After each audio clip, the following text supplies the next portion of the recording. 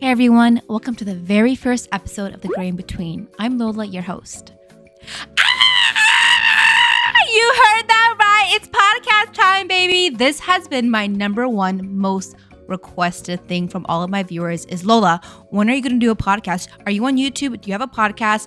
I have been lazy. I'll be honest with you guys. I didn't want to do it because that meant I had to be consistent and keep posting for you guys. I didn't want to put stuff out there and then drop off the face of the earth for a couple months and then come back to it. But my goal is to post this weekly, every week, Tuesdays or Wednesdays. I don't know the timing yet. We'll figure that out. But I'm so excited to start this journey with you guys, and I really do hope you guys enjoy. So let's get straight into it. My nose is running.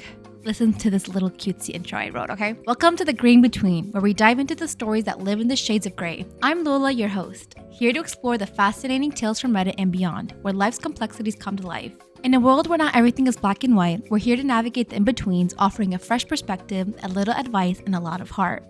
So sit back, relax, and let's journey through the gray together. All right, guys, let's get straight into this. Story number 1. I thought I was getting engaged this weekend, and now I feel sad and gross.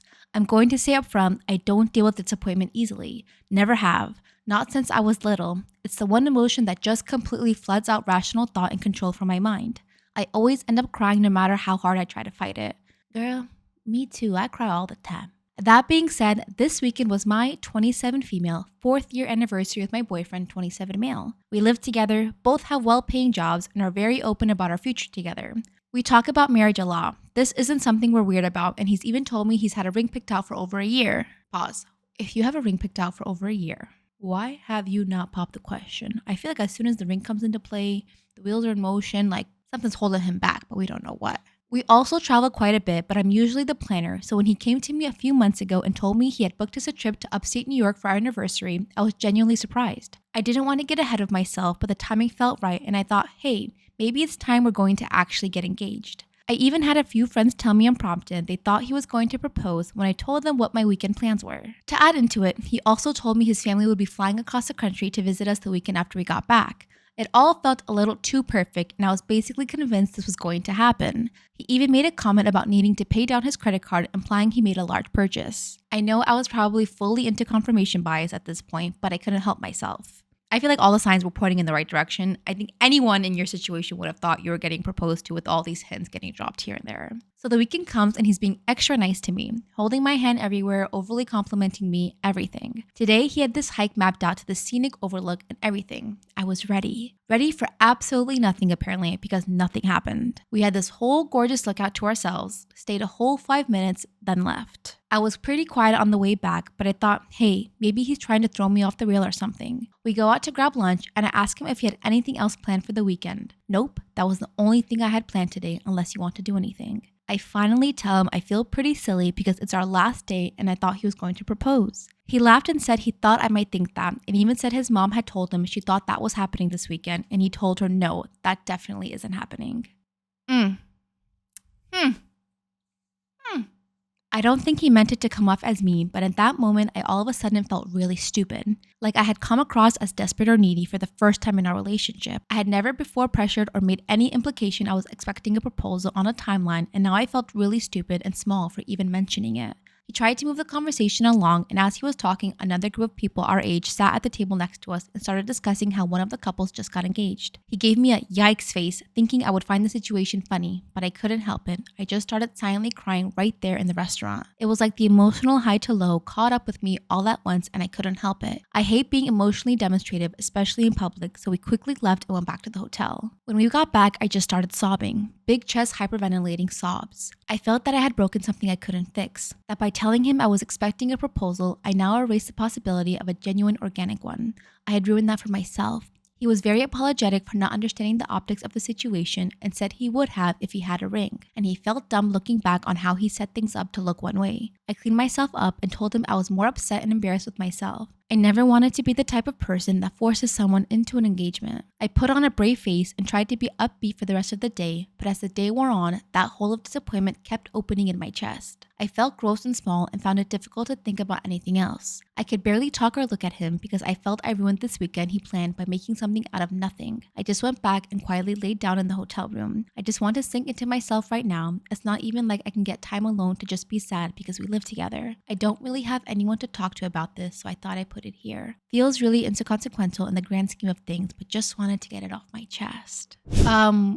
If your mom is telling you that, hey, this kind of looks like you're going to propose, and he said definitely not, he didn't even think to consider that if his mom felt this way, that you probably thought the same. I just think his mom was more aware of your feelings than he was. My 2 cents on this. I think it is really time to reevaluate your relationship because I think right now you guys are both on different tracks on what you guys want for your future. I'm not saying he's a bad person. It doesn't sound like it. But just by his reaction that he had to that other couple getting engaged and hearing it, I don't think he's even close to being ready to try to propose to you or get engaged. Unless you want to have that conversation, I don't think there's anything wrong with having that conversation with someone and saying, hey, I would like to be engaged in this time frame. If you're not ready for that, let me loose. I want to move on with my life. Because if you've been living together for how long? I don't remember what you guys said. And he's still not ready. Why buy a ring if you're not ready to propose? That makes absolutely no sense to me. If you know he has a ring, he knows that you know that he has a ring and he hasn't proposed. I think when you have the ring, it's go time. I feel so bad. I think it's good just to take your time, be rational before making any final decisions. Don't waste any more years on a man who doesn't want to be engaged or married to you. So, my 33 female husband, 36 male, may have cheated on me with my dead best friend and had an affair, baby. I don't even know where to start. The past 6 months have been an absolute cluster, and it only seems to be getting worse. My best friend since elementary school, who I'll call Alice, passed away in February from cancer. She had a 2-year-old daughter who went into the custody of her mom after she passed away, who I'll call Alexis. Last month, Alexis showed up to our doorstep unannounced, telling my husband he needs to take responsibility for his child and either take custody or start finally paying child support. She says that Alice had told her when her daughter was born who the father was, but didn't want anything to do with him. To answer the inevitable, Alice was a traveling nurse and made a lot of money, which is the only reason I can think of why she didn't go for child support. During this conversation, my husband had the worst panic attack he's ever had, so we had to end the conversation before I could get more details. My husband's story is, I don't even know. He said that Alice's daughter is probably his, but that it isn't what I think. Almost 3 years ago, we threw a large housewarming party as we just moved into our dream home after I finally finished residency and was set to make real money for once. Alice was in town and set to be at the party, but I was called into work before she got there. I didn't get back until 3 a.m. Party was winding down. My husband was passed out upstairs and Alice had already left the party, which at the time I did find strange as we hadn't seen each other in months. My husband claims he woke up in the middle of the night to Alice on top of him, but he passed out again before he could say anything. He claims he never told me because he was worried I wouldn't believe him, which I don't know if I do. He showed me some texts he sent to his best friend the next day asking for his advice about him thinking someone him, but if he cheated, he could have had that conversation as evidence, especially since he never said Alice specifically. Ever since the party, he has been very distant with Alice. After she had her daughter, he would even find excuses not to be around the house when she would visit at all. I don't know if that's because he cheated or if Alice did actually him and that was his trauma response. Honestly, I don't know what to do. I've known Alice since we were children and she had never come across as that kind of person. But I've also known my husband for over a decade and he's not once ever given the inclination of a cheater. He's an attractive guy and I've seen the looks he gets at the gym and he's never even given more than a glance. What the hell should I do? How do I figure out what the truth is here when Alice isn't even around to defend herself? She never even implied she liked my husband, let alone want to sleep with him. I told my husband he needs to get a DNA test before anything is dedicated to the child's part. But in the meantime, he needs to move out while I think about what I'm going to do here. Holy moly. Oh, man. It does make it a lot more difficult because you cannot contest his answers to your friend's answers. But you guys, that's not where it ends. We do have an update from her. She goes, after talking with you, I've come to the realization that my husband is being truthful. My best friend him. Several people pointed out with Alice not liking my husband. If it was an affair, she would have told me she was dying, if only to separate us. You're absolutely right. I was there in the room while she passed. I held her hand for days. We talked about so much. If it was just an affair, she would have told me. Oh, that's true. You'd want to get that stuff up off your chest if you're about to die, but I wouldn't admit to saying someone if I'm on my deathbed. Kind of makes sense. But if she my husband, she wouldn't have said a word. That's the type of thing horrible people take to the grave. I've also come to the realization that I made a terrible mistake asking my husband to leave for a few days while I gather my thoughts. Not to make excuses, but losing my best friend to cancer, a long cancer fight at that, was brutal. To say that I was devastated wouldn't do it justice. That it happened only 6 months ago. I'm still feeling it every day. So to have this thrown on me, it's like I'm losing her all over again.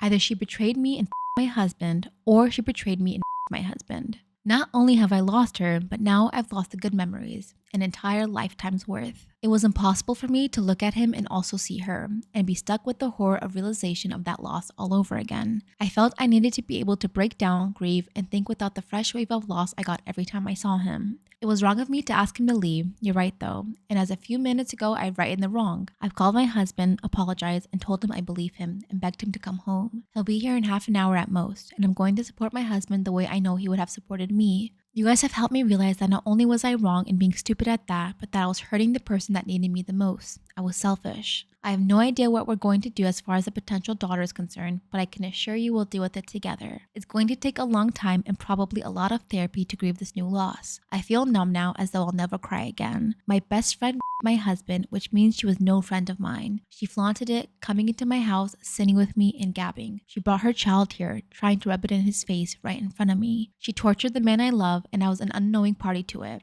I feel sick to my stomach over how many times she came over just to hold it over him. I'm honestly at a loss of how I can make that up to him. If you have any ideas, please feel free to give them to me. I think I'll need all the help I can get. Tomorrow I'm going to take a leave of absence from work, just until we can figure out our next steps and we can get our heads on straight.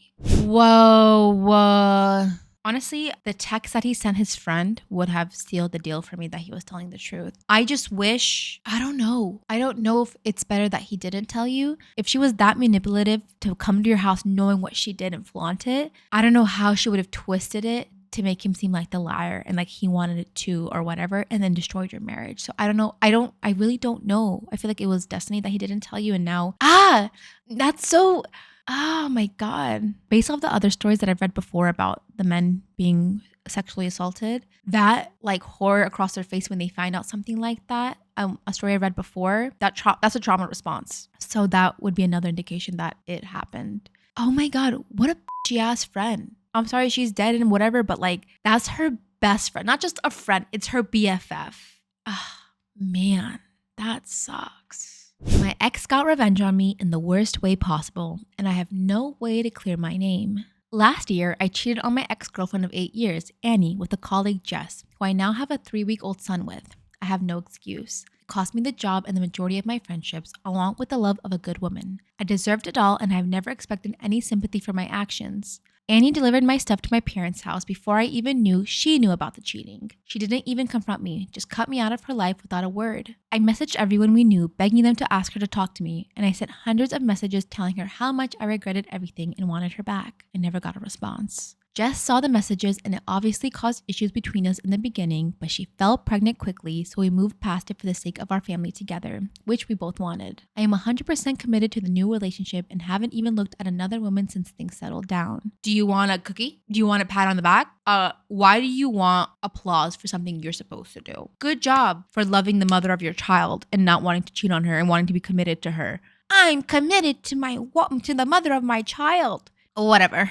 In the final stretch of Jess's pregnancy, about a month ago, I saw Annie in a shop for the first time since the breakup. Can I just state, if I was cheated on, by my boyfriend, or whatever, so I wouldn't have a boyfriend, and he gets that girl he cheated on me with, pregnant in 3 weeks, I would be scorned. It would piss me off. Not that I would want you back, but I'm just like, it just sucks because, Can I just say, let me just say this. When you do wrong, I say these two things. I say this one thing. God will test you in 2 ways. Through your kids and through your money. Don't think because now that you have this happy life, you can get your karma for what you did. Pray that it doesn't come in the shape of your own kids. Or that your daughter might not get cheated on one day by some asshole guy. You gotta think of stuff like that too. Which is why you have to be a good person in life. In the final stretch of Jess's pregnancy, about a month ago, I saw Annie in a shop for the first time since the breakup. She was pretty cold towards me, but said that a few months ago, she found a keychain my granddad got me when I was very young. It's not valuable, but she knows it means a lot to me, and she said that I could collect it in the following Saturday morning. I explained that was only 6 days after Jess's due date to give birth, so I probably needed to be home. But she just said I could either get it on Saturday or it was going in the bin. So I agreed a time to go over. My son was born a few days late, but he's perfectly healthy and wonderful. So he was less than 24 hours old on the Saturday I needed to collect the keychain. I planned to pop in on the way to the hospital, but when I got to my old house, Annie invited me in to talk about how things ended between us. I thought we had a good conversation and the both of us walked away with closure. She let me apologize for the way I treated her, wished me the best with my new family, and hugged me as I left. I admit I held on tightly for the hug, but it was purely because of the relief, not lingering feelings. I spent less than an hour at her house, then headed to the hospital. I didn't tell Jess about any of this because I know she still feels insecure about Annie, and I didn't want to add fuel to that. When I arrived at the hospital after seeing Annie, Jess had revoked my access and the ward manager wouldn't tell me why. I ended up being removed by a security guard because I was denied seeing my son for the second time ever and didn't respond well to being blindsided.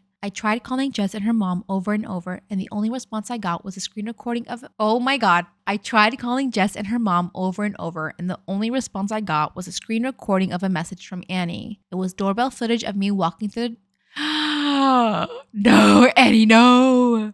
It was doorbell footage of me walking through the door at 9:30, then back out just after 10:15. And the hug is only partly caught, so it does look like we could have been kissing. The message Annie sent with it said, "Did he even shower and change his clothes between me and holding his son? Congratulations on being stuck with him for the next 18 years. I hope it's everything you dreamed of." Annie! Oh my God. Let me finish this and then I can put my 2 cents in.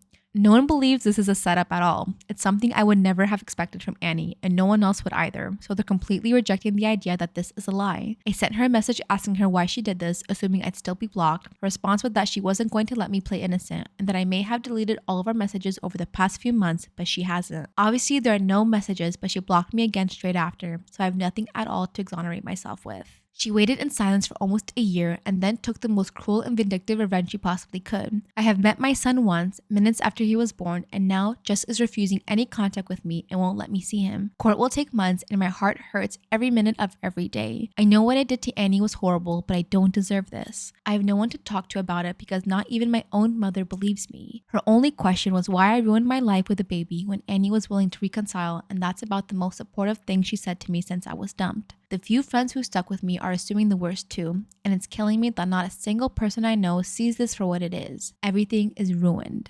Damn. Okay, Annie is scorned, as any woman would be. While he does deserve this, I need more context in the sense, did the baby mama know he was in a relationship? If she cheated on her willingly and she knew that this guy was taken, I'm always blaming the guy, 100%, right? But if she didn't know, I wouldn't blame her. If she did know, then I would say the revenge is okay. But, if, what's her name? If Jess wasn't a part of it, or she was a part of it, obviously. If Jess didn't know that whatever this guy's name I forgot had a girlfriend and she slept with him, then what Annie did is evil. Because what did she or that child do? That is straight up effed up to ruin that child's, like, those are moments as a mom you're never going to get back. In the hospital, the first few months, that first year of a baby flies by so quick. I have so many nephews and nieces, and that is like my favorite time. Just that bonding and being with them, the smell and watching them grow. And to strip that and to put that emotional trauma on that mom is wrong, unless she deserved it. That we won't know. I think it depends if Jess knew she was a mistress or not. Another thing I would like to state, why would you even walk in the house? Be smart, brother. I would have been like, I'm not coming in. Give me my whatever it was. I forgot already. And if she doesn't, you walk away. Why would you spend more time than necessary away from your new baby and your baby mama? I would be like, I gotta go. You giving it to me or not? Let me get out. I would not have hugged her either. Come on. If you should have been smart. It's not your fault. Guys are not the smartest beings on the planet. But if she hasn't talked to you for how long, she completely ghosted you, moved on without a single word, or right before you give birth, she wants to meet up with you, that would have raised so many suspicions in my head. Oh my God. I do think, Annie, you f***ed up, but oh my God. What did I say about karma? Am I the ass? Who am I kidding? I'm definitely the ass for sleeping with my ex-fiance's affair baby 23 years later. I'm a 45-year-old guy, single, no kids. About 24 years ago, my then fiance Ella, 20, told me she was pregnant. I was over the moon. We did not set a wedding date yet, but now we wanted to wait till the child was 2 to 3 to be a part of the wedding party. When she was about 7 months pregnant, my world shattered. A friend, let's call him Luke, told me that the child was his and not mine. This led to a physical fight and Ella took his side. We were done. I broke up with her there. She moved in with Luke. I did demand a paternity test. If the child was mine, I demanded to be in its life. After the birth of the girl, the test was done twice, by a clinic I chose and one she chose. Turned out she was not mine. I was destroyed and left town. She could have her life. I didn't want to witness it. And now to the present.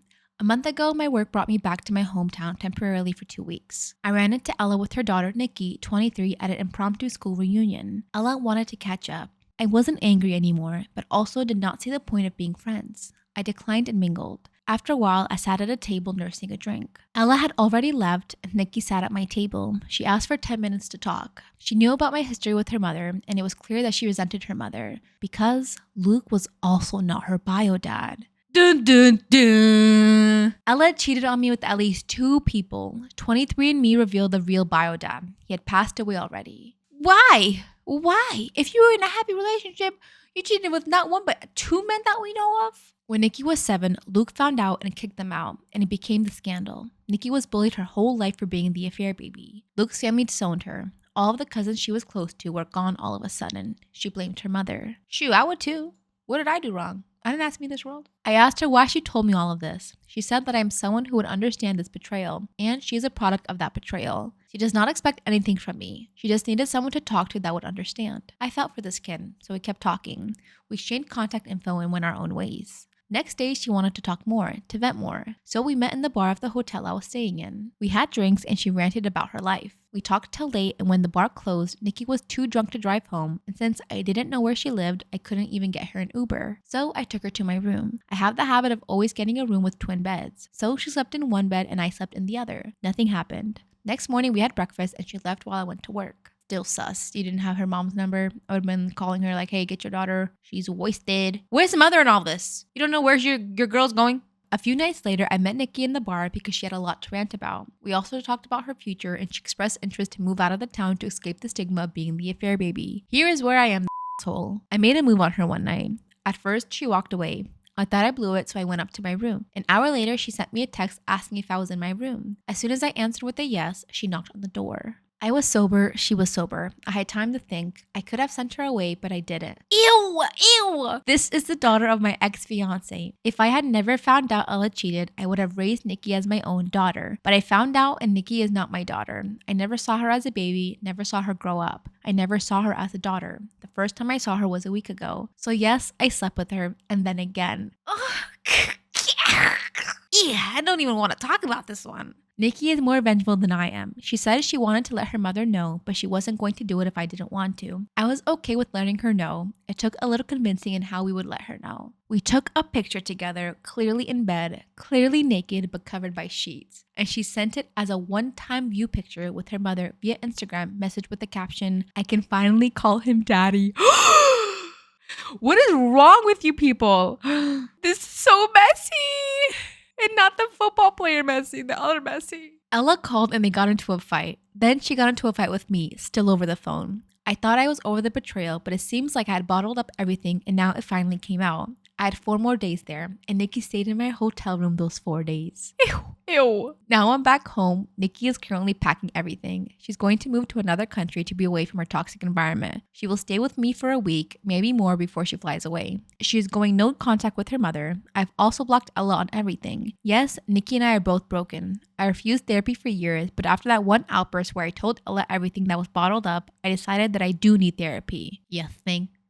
I'm glad we came to this realization. I have suggested it to Nikki, and she said when she is settled, she will. This show is called The Gray in Between. Okay, I can't be biased, okay? On one hand, this is gross. Why would you want to do that? That's so effed up on so many different levels. On the other hand, you are both consenting adults. Both of age. There are people who are your guys' age and have that age gap and are married. So, like, in the real world, like, if you're looking, no.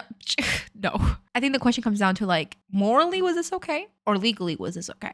Right. Legally, yeah, you didn't do anything wrong. But the morally, I'm just going to leave this here because I don't want to talk about this anymore, okay? All right, everyone, this is going to be the last story of this episode, and it's always going to be one that is submitted to me from you guys. So this is the viewer's corner where you guys ask for advice or just want to get it off your chest, and that is what I'm here for. This one is called How My Ex Became My Sister-in-Law. He does ask to be anonymous, and to preface this, he is Muslim because he says, "Salam sister, this is my story and I wanted to share and see what your viewers would do in my situation." So keep that in mind while we're giving advice. This isn't just your typical, American, but they have some Muslim background to it, so I can add my 2 cents to this. Good person to send it to. Ooh, okay, let's get into it. How my ex became my sister-in-law. A few years ago, my cousin introduced me to a girl. Our second meeting quickly escalated into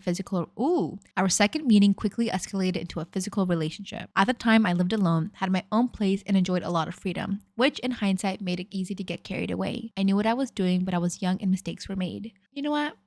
I'm glad you're taking accountability, because a lot of Muslim men and women like to blame their circumstances, which it's obviously very easy to fall into those things because you do live alone, but good for you for realizing that.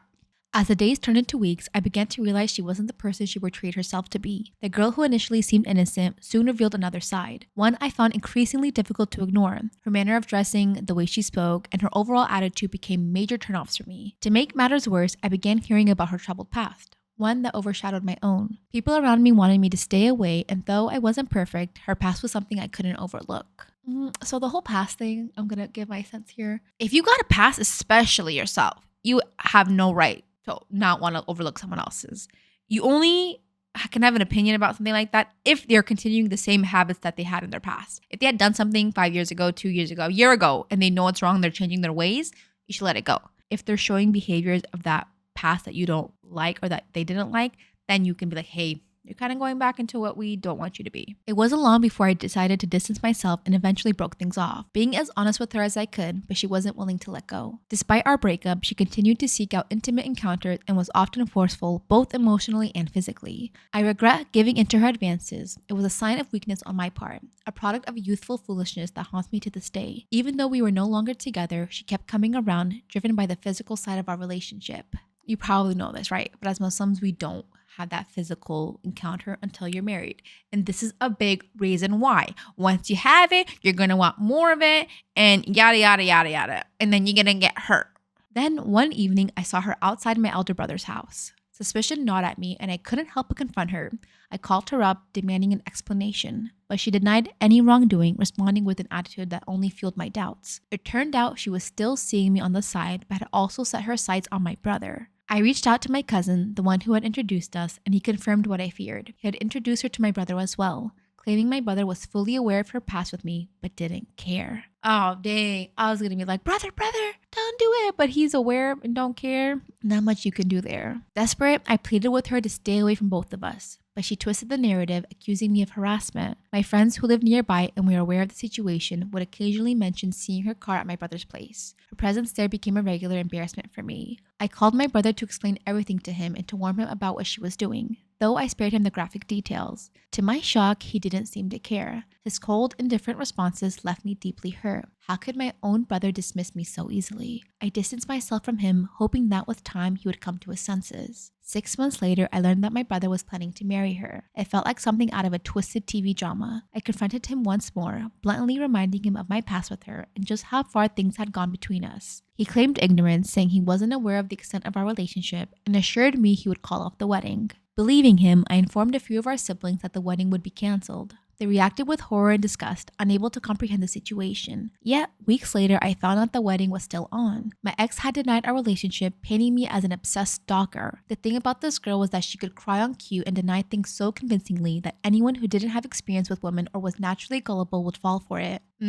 Muslim men in general. While her tears never worked on me, they seemed to have worked on my brother. My own siblings began to doubt me, questioning whether I still had feelings for her. Feeling betrayed by my family, I withdrew from all of them. Despite their moral objections, they attended the wedding, playing the role of a happy family. I stayed away. Even during Ramadan and Eid, I chose to spend the holidays alone rather than face them. As anger and resentment simmered with me, I knew this was the beginning of the end. Okay, he has a little bit more too.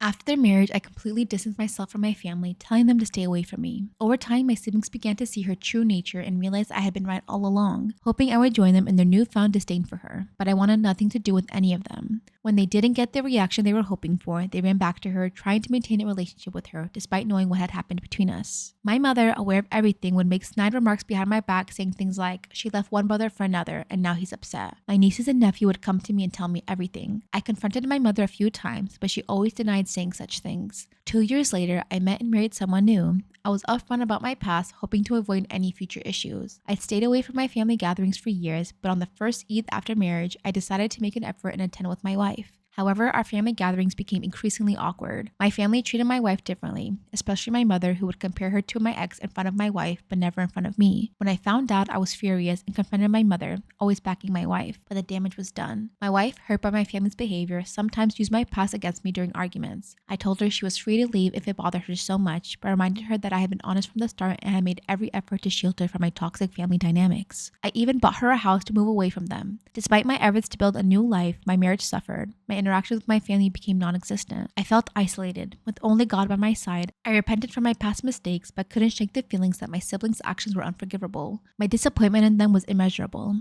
I vowed never to forgive them for the way they treated me. My mother, toxic and manipulative, had also played her part in this betrayal. She always favored her older son, like many mothers do. I ceased all communication with my mother and the rest of the family. In truth, I have no feelings left for any of them. I'm on the verge of breaking things off with my wife because Oh my God, no. I'm on the verge of breaking things off with my wife because I've had enough of everyone. I'm planning to go abroad for work. If my wife can't be by my side when I need her the most, then she isn't the one for me. This one person, my ex, brought out the worst in everyone in my family. My brother, the one who married her, now acts like a saint, and everyone thinks he's so good, but their lives are so fake, built on the lies she told to cover up our past. Their marriage itself is based on a lie, and she carries on as if she hadn't done anything wrong, to the point where she actually seems to believe her own lies. They all gossip about each other, and I hear it all from my nieces and nephew. Some people might say, let it go and move on. I have moved on, but just for a second, imagine if you were in my shoes. Would you be okay with this situation? What are your thoughts? Genuinely want some good advice.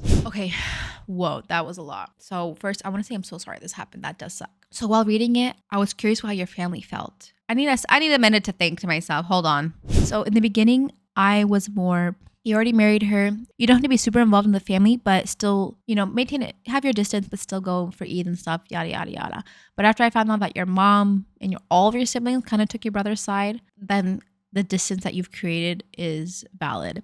Another thing, I have 3 siblings, okay? I'm in that community. I'm Muslim, I'm Central Asian, brown, whatever you want to call it. But I have a very good relationship with my siblings. If they know when I tell them something and when they tell me something, it's for the best of their best interest. If my sibling is choosing to ignore, right, something as drastic as this, where you've been intimate, you've had a relationship with this person, he didn't care about that relationship enough with you to try to break it off. For the sake of my sibling, I would have broken it off. Even if I was in love with that person, if my sister or my brother, I would have if they came to me like, hey, I don't think you should do this. I know they want the best for me. I would have listened. But especially the Muslim community, right? When guys, especially when they get engaged, they just want it, right? They see a hot girl, whatever, they're going to do everything in their power to be with that girl. And in his case, he cut his relationship off with you. So I think it's okay for you to keep your distance from your family. Personally, people may disagree with me on this one. Just from an Islamic aspect, right? You have to let it go. You don't have to be BFS with everyone, but try not to let it affect your life anymore than it has already. Calling your parents, just checking up on them,